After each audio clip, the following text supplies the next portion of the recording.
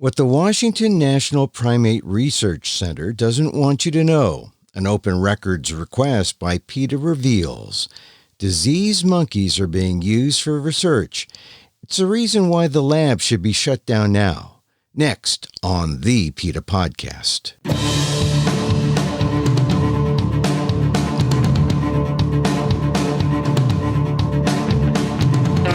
Welcome to the PETA Podcast.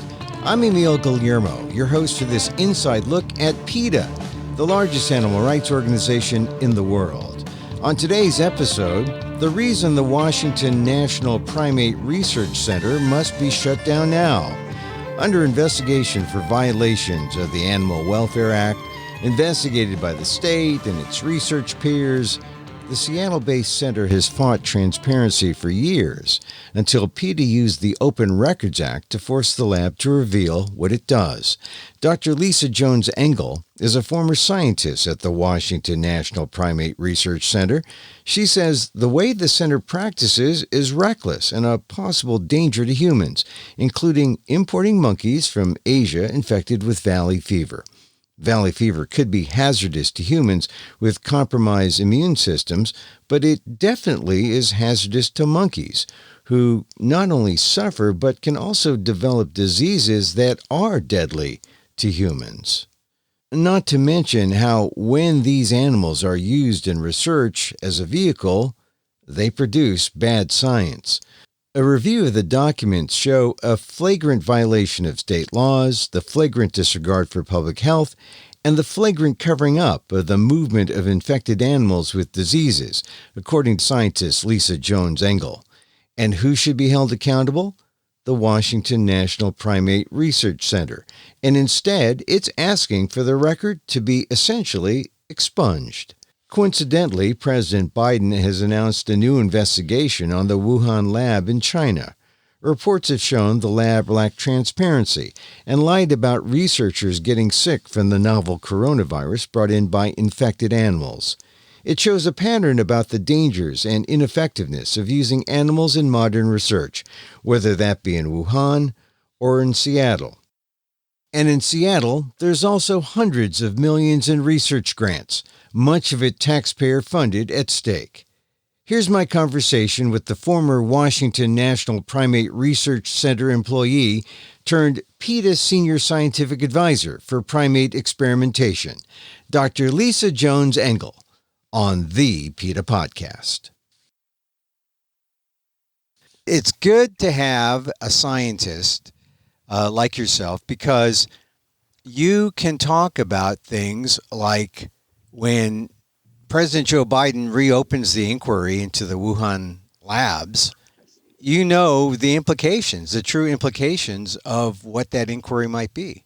When you have animals in a laboratory, for example, when you have animals in the Washington National Primate Research Center, no matter how much the labs like to say, we screen these animals for all kinds of infectious agents, all types of pathogens, a couple of things are taking place. One, our assays, our tools that we use to screen for infections are not very specific or very sensitive. Two, you can only screen for what you know is there. If you don't know it's there, you don't even know to look for it. And I think that is something that is certainly a significant problem in using animals for biomedical research, particularly using non-human primates for biomedical research. And absolutely, when you use primates for biomedical research that are coming in directly from Asia, those animals, many of them are being scooped up from the wild. They tell us, yes, they leave them in the labs, they only breed and bring the next generation. But, they're stretching that truth there. So you have animals who are coming into our country with infectious agents that, frankly, we don't know about. And I assure you, we don't want them on our soil. We don't want them in our labs. End of story. But what's astonishing is that there is an assumption on the part of the public that, well, it's got to be safe. These are scientists, they're bringing it in. But the truth is they don't really know what's there if they don't look for it. Exactly. And too often they don't even know what to look for, or they don't want to look. And I think that's going back to the UW Primate Center. This is a textbook example of a laboratory that it's so obviously there, it being a whole suite of infectious agents. And they just don't want to know. They don't want to look. So when you talk, this is a place you used to work for, the Washington National Primate Research Center. When you talk about these animals being brought in, and the scientists really don't know, or the center doesn't know, what are the kinds of things that could be brought in unwittingly that could impact the public? So there are a couple of things when we say brought in. So there's the international importation of monkeys coming from Asia or from Mauritius or from Africa or South America, coming into the US to be used in the primate facilities, whether it's in the National Primate Research Centers, in the big pharma labs. And then there's also something which I'm sure the public is not aware of, is the large number of breeding facilities that we have here in the US, where the National Primate Research Centers or the pharmaceutical companies put thousands, tens, thousands of monkeys in outdoor facilities. They breed them, and then they actually ship and move those monkeys all around the country. And so I think let's talk about that one, because for the UW Primate Center, yes, for years, they were bringing in wild monkeys from Indonesia. They were bringing in the pig-tailed macaques. They were helping bring in long-tailed macaques. They stopped doing that. And I think 2014 was the last time they brought in a shipment. And that was because those monkeys came in infected with a simian virus, simian retrovirus. Those monkeys should have been screened for that. In fact, they were screened for that on the Indonesian side. And they said, hey, these monkeys look great. The UW Primate Center spent $500,000 on that shipment of monkeys. Wow, that much, huh? That much, actually $545,000 to be precise. And then when those monkeys got here, it turned out that when they were screening them, and this is actually, this is a virus that we look for in all monkeys. Actually, you're not supposed to be using these monkeys in research if they have this virus, because as scientists, we know that the presence of this virus really muddies the water. It really confounds the research. And this is a virus called simian retrovirus, SRV. These monkeys came in from Indonesia. They started popping up positive on our assays for SRV. And the Primate Center was like, ouch, you know what, we can't use these animals. That was in 2014. In 2010, they brought in a shipment of monkeys, again from Indonesia. Those monkeys were supposed to be clear of all types of infectious agents, including tuberculosis. Unfortunately for the monkeys, within a few months of being in the US, those monkeys started dropping dead from tuberculosis. You talk about this case in 2010, you talked about the other case in 2014. There are all these infected monkeys. Now they know that these monkeys are not to be used, but did they use them? Did the UW Primate Center use these monkeys? Yes, and that is one of the most extraordinary things about it. You know, as scientists, we know that your model, your monkey model, your animal model, any type of model is only as good as you understand what's in it, as you can characterize it. And we certainly know that there are types of infections, tuberculosis being a big one, that if your animal is infected with that pathogen, that anything that you would use that animal for, you're going to confound the research. You're not going to be able to really correctly interpret the results of your research where you use that animal. And yet, again and again, for decades, the National Primate Research Centers, Big Pharma, they have chosen to rely on a test for detecting tuberculosis that is so poorly defined, so likely to give false positive results and false negative results. Yet they use this test because, you know what? These monkeys cost $545,000 when you bring them in. They're expensive. But in other words, they went ahead and used the monkeys that produced this test that is now very fallible, very apt to produce something that is just wrong. And they go through this all just because of the money, because they spend more than $500,000. Yes. How did you find out about all this? Well, the tuberculosis work was actually, I was at the UW Primate Research when we had that TB outbreak down in Texas. Certainly the most recent one that we've been focusing on here at PETA is on this pathogen called valley fever. The Latin name for it is coccidiomycosis. That's too complicated, so we're going to call it valley fever. And we discovered the presence of valley fever in the UW Primate Center monkeys, both in Seattle as well as their breeding facility down in Arizona, through a massive open records request. They're not advertising this. They're not telling the public.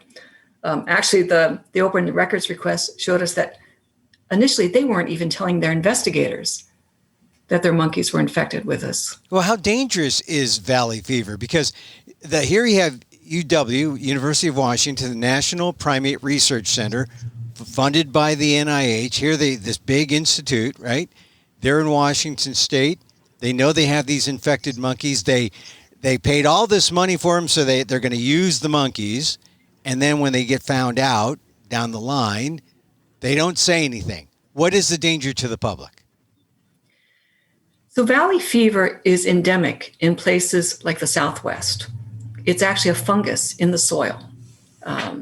So in Arizona, Texas, California, most people who live in those states have heard about it. For humans who are immune competent, they're healthy, their immune system is strong, robust, generally valley fever is not that big of a deal for humans. They can get exposed. You get exposed by inhaling the fungus.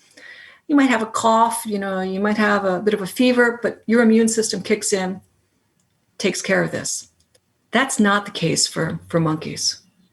And the thing is that the primate biomedical community has known about valley fever and how it impacts non-human primates for decades. It's well established in the literature. Yet, the University of Washington, they moved the nation's largest, most highly funded colony of pig-tailed macaques, and they dropped them smack dab on a site in Mesa, Arizona, that was known to be infected with valley fever. They knew this stuff was dangerous. And what again is the real danger to people? If people contract valley fever, is death the possibility? For humans who are immunocompromised, yes, you can get really sick and you can die. Actually, we really started understanding valley fever more at the beginning of the AIDS epidemic, because folks who were infected with HIV, their immune system was compromised, they got exposed to the valley fever, they got really sick. And that was part of this kind of constellation of infections that led to their deaths. With monkeys, particularly with these pig-tailed macaques, they die really badly from valley fever. They die with weight loss and coughing and neurological signs. They get meningitis and inflammation of the brain. They get these draining tracts. They get bone lesions. They die badly. They suffer badly. Well, isn't it required though? Aren't the labs? Isn't the Primate Center required to at least disclose or report the fact that there's the presence of valley fever or the possibility of valley fever? Yes, they are. And what we found going through our Open Records Act was that between 2016 and 2020, the University of Washington shipped, let me double check this. They made 6 shipments of monkeys from their Arizona facility. So they sent about 283 monkeys from Arizona up into Washington, into Seattle. And we see, again, these documents that we receive through open records, that the veterinarians in Arizona and Seattle, the director of the Washington Primate Center, they all knew that many of these monkeys were sick, and I mean really sick. And yet, the veterinarians went ahead and they filled out certificates of veterinary inspection. These are USDA required certificates.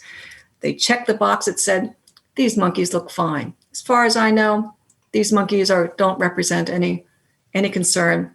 They look great, no source of infection, and they sent them on their way.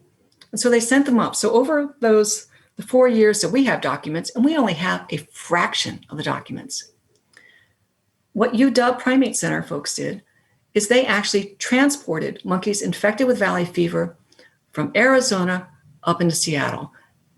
And that matters. Who should be held accountable for this? The University of Washington, the Washington National Primate Research Center, the leadership. These are all USDA veterinarians who are certified USDA veterinarians at the UW Primate Center. They know better. Once we understood what was going on, once we saw these documents, once we saw that these veterinarians, these UW veterinarians, were knowingly engaging, knowingly moving sick animals across the country, and then assigning them to studies in Seattle, we did what needed to be done, which was we wrote a complaint to the Washington State Department of Agriculture. We went to the state veterinarian and said, look, here's the documentation. It says very clearly on the Washington State Department of Agriculture website, on the Washington State Department of Health website, that valley fever is a notifiable condition, meaning that valley fever represents a significant threat. It's a disease of public health significance. And why is that? Because as epidemiologists, as scientists, you need to understand where infectious agents are moving, where they're present in and around this country. And that's why we have notifiable conditions. And that's why valley fever is a notifiable condition in Washington State, because the Washington State officials need to know. Now, aside from the money, aside from the fact that they paid $540,000 for the monkeys, why would they want to? Is that the only reason why they would hide this, or what other motivation would there be to offset the real need to make the public aware? I mean, that need should come first. Aren't they putting the public first, or shouldn't they put the public first? They were intentionally hiding this because in 2017, they themselves, one of their veterinarians, put together a report. And in this report, he specifically says, he actually outlines that the presence of valley fever in the monkeys at the Arizona facility, one, killing those monkeys in very bad ways, but two, he says specifically that valley fever has the potential to confound research through its effects on the immune system, through the treatment that's required to be used on these monkeys, through the risk of recrudescence, which means that even if you treat the monkeys, if they're immunosuppressed, the infection could come back up again. So here, their own veterinarian made their own internal report. Now, I think it's really interesting. The veterinarian made that report in September of 2017. He'd been at the Primate Center for a couple of years. In October of 2017, he was no longer with the Primate Center. Whistleblower, or do you think he just saw too much, or retaliation? I have no idea, but we have provided all this information to the Washington State Department of Ag and said, here it is. Here is an example of the flagrant violation of state law, the flagrant disregard for public health, the flagrant covering up of the movement of animals infected with diseases. It disturbs me. The state veterinarian came back and they said, well, valley fever isn't a zoonosis. So it's not, these monkeys infected with valley fever are not an immediate risk to human health. It was a true statement. Valley fever is not a zoonosis. A monkey who's infected with valley fever is not going to be able to bite or scratch or pee or poop on a human and transmit valley fever. That's not the way this disease works. You actually have to inhale the spores to get this.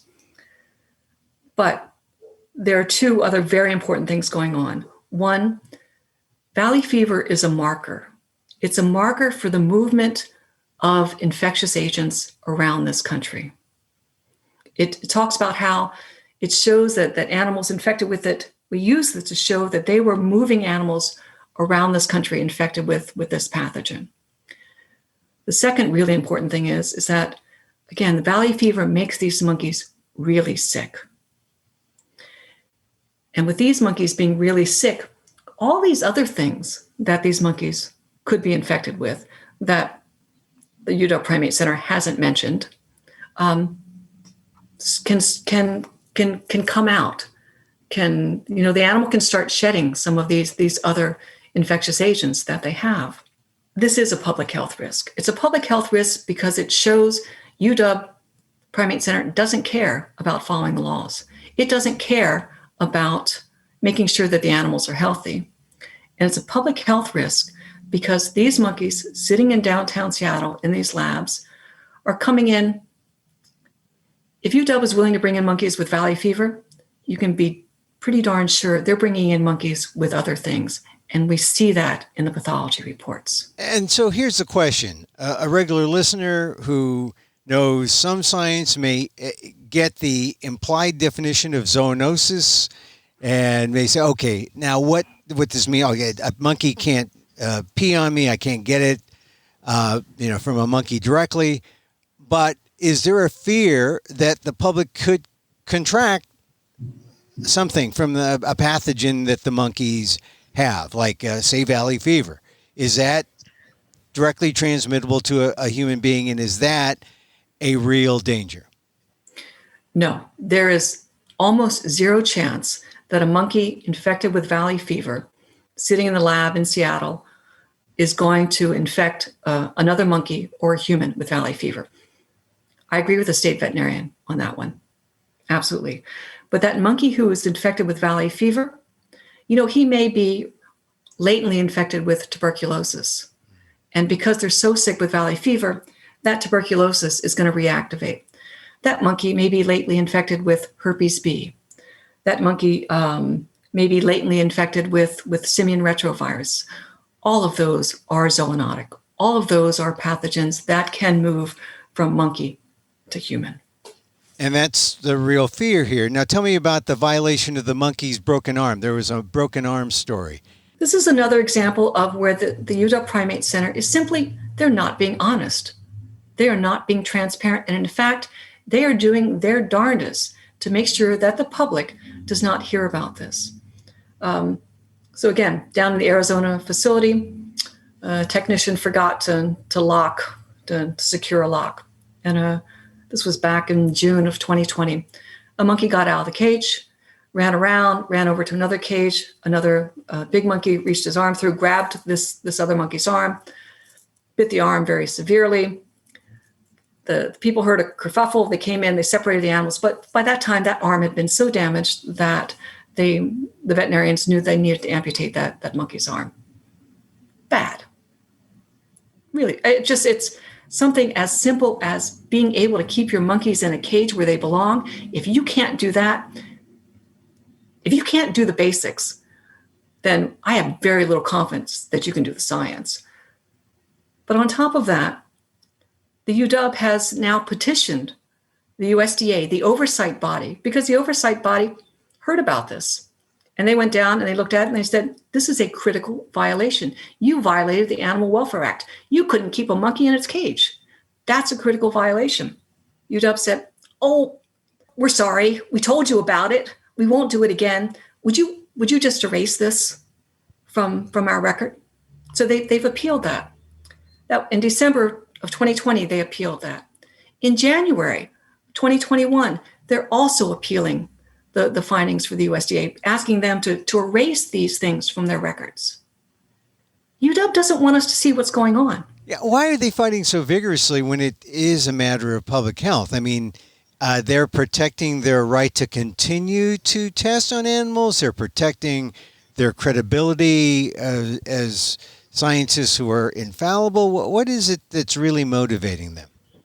This is a billion-dollar industry. There is a tremendous amount of money, and you're right, there's an enormous ego and prestige that's involved in this. There is an astonishing amount of misinformation, like UW saying that they were critically involved in the development of the COVID vaccine. There's a culture of misinformation coming out of the UW Primate Center, and what PETA is doing is that we're peeling it back. Whether we're digging through the records, whether we've got going through the whistleblowers, we're shining a light on what UW doesn't want people to see. And here's the thing, you're a scientist, so it's not like some dumb reporter like me looking through things and needing a translator or needing to go to Google and say, what is zoonotics or whatever. You're a scientist, you used to work there, you know where the violations are, and you know when something's not quite right. Yeah. I mean, you're and now that you're on this other side looking in, are you surprised that your former employer was so reckless or even maybe negligent? When I left 2 years ago, I knew a lot of things. I knew about the TB. I knew about the other infectious agents that were impacting the monkeys, impacting the welfare, impacting the science. It wasn't until I got here, until I started sitting down with these records, that I got an inkling into just the depth and the breadth and the lengths that UW will go to hide their malfeasance, to manipulate the information that they release to the public, the information they release to their own faculty and staff, to strong arm the oversight committees. We hear all the time from the animal experimenters, we have all this oversight that's there to protect the animals. UW is doing everything in its power to make sure that oversight is neutered, to erase, or when the oversight actually does take place, when the USDA did come in and say, wow, keep your monkeys in a cage, people, UW was willing to say, no, we're going to fight you on that. We get that off our record. And when they fight so vigorously on issues like that are should be fairly obvious, it does make one wonder about the value of the science, because if they're practicing bad overall behavior or bad overall protocol, how good is the science?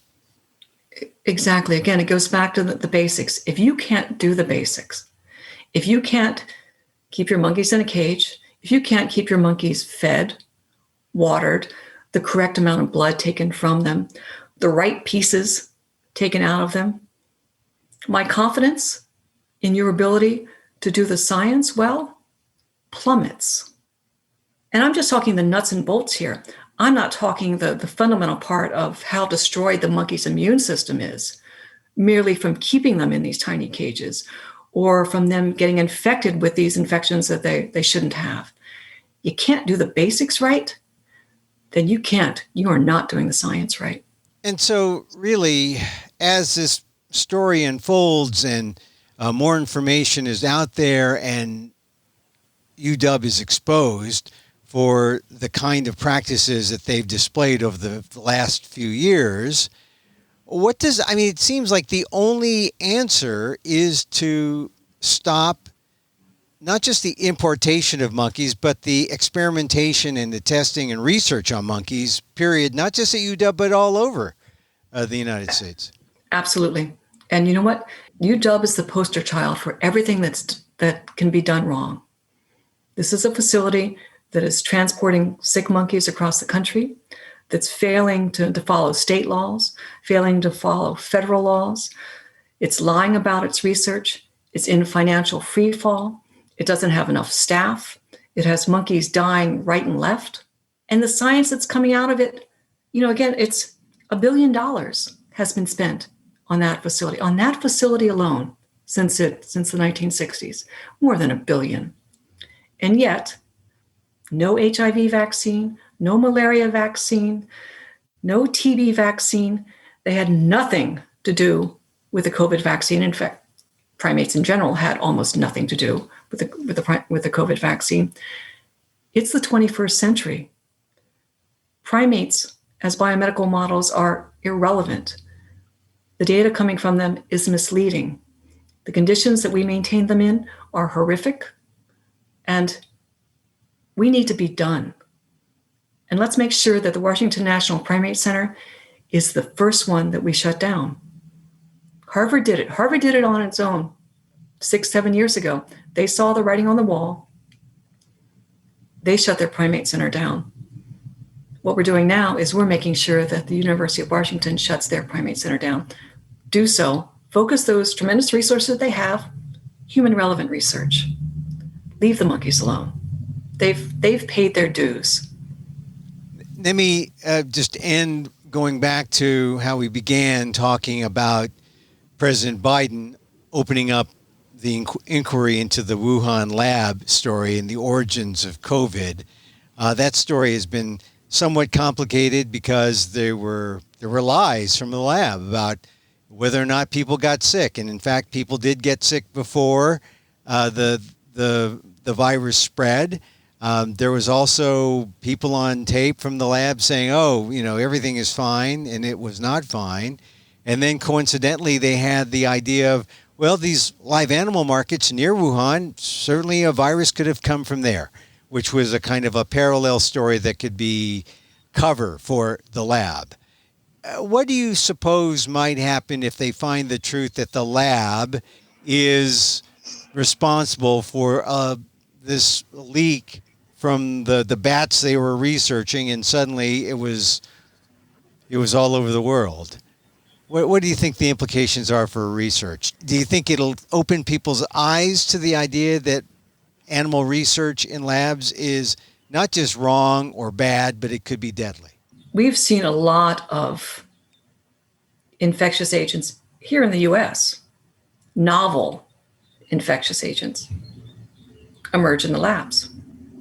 I mean, that's what happens when you put together different species of primates or different species of all animals together in a place where they don't naturally come together, and they come in, they've each got their own suite of infections. You're basically making a pathogen soup. The potential for release is certainly out there. I can't speak to what happened in Wuhan.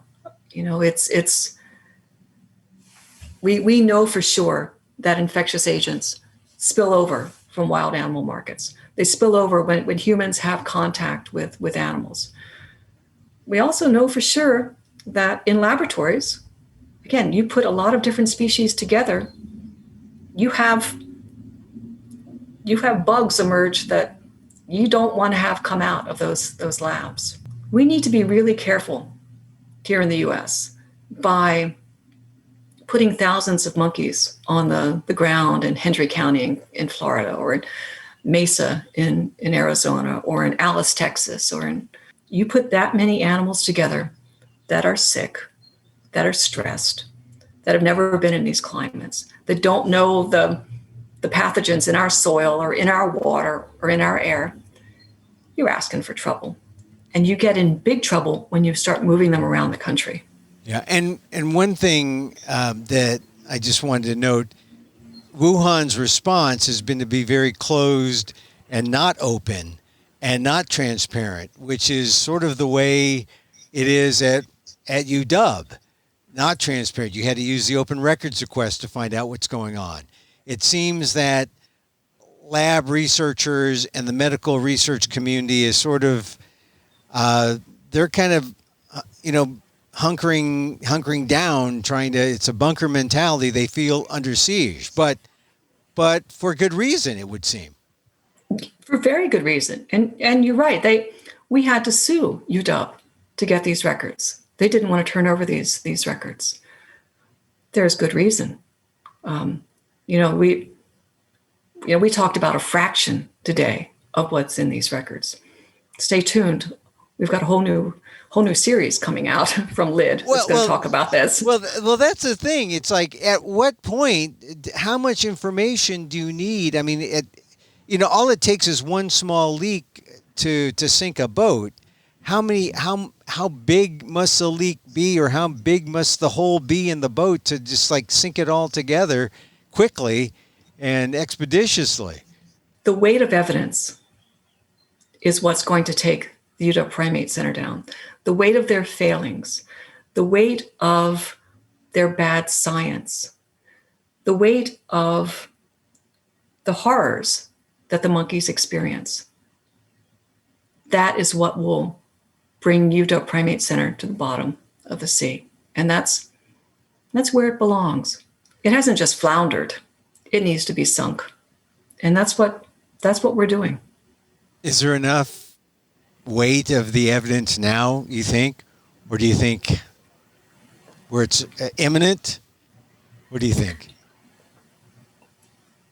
Yeah, I think that this combination of being under investigation by the USDA, being under investigation by the NIH and OLAW, the Office of the Laboratory of Animal Welfare, being under investigation by the Washington State Department of Agriculture, the sheer failures of that, the fact that their own peers, their own national scientific advisory boards, have called out in stark detail the failings, the fact that NIH has already restricted their funding a few years ago.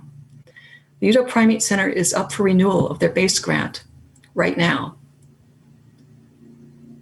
NIH sees what's going on. We're making sure they see what's going on. We're blasting it from the rooftops. I expect that NIH is going to make the right decision and say, the Washington Primate Center is a failure. It needs to shut down. We need to redirect our resources. And when the Washington National Primate Research Center goes down, we'll then move to the next primate research center. Because whereas Washington is the worst, these same issues exist at all the national primate research centers. You keep monkeys in captivity, you subject monkeys to this type of horrific confinement. When you're willing to do anything in order to keep your job going forward, you get sloppy. Animals die. The science suffers. The science is irrelevant. And the taxpayer is going to stand up and say, enough. Enough of this. Put my dollars where they belong, towards human relevant research. Let the monkeys go. They've served their time. Send them to reputable sanctuaries. Stop emptying the forests in Asia of these animals. Stop dropping these animals in my backyard.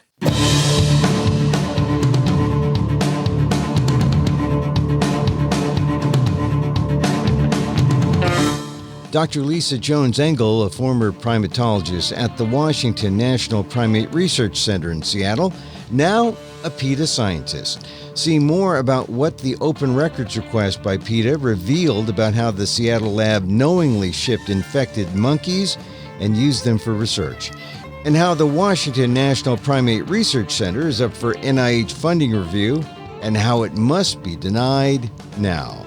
Go to PETA.org for more.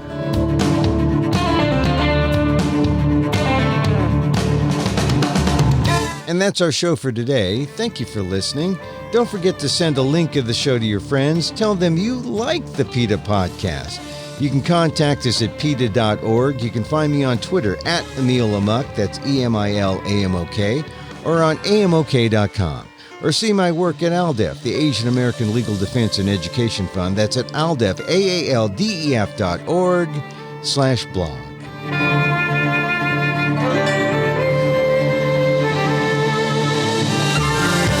Once again, thank you for listening. Check out all our episodes on your favorite podcast app or on Apple Podcasts, where you can rate and review the show. It helps get the word out about the issues you care about. Our music is provided by Carbon Works. Check them out on YouTube. And join us again next time for more insight into animal rights and the fight for a cruelty-free world on the PETA Podcast. I'm Emil Guillermo.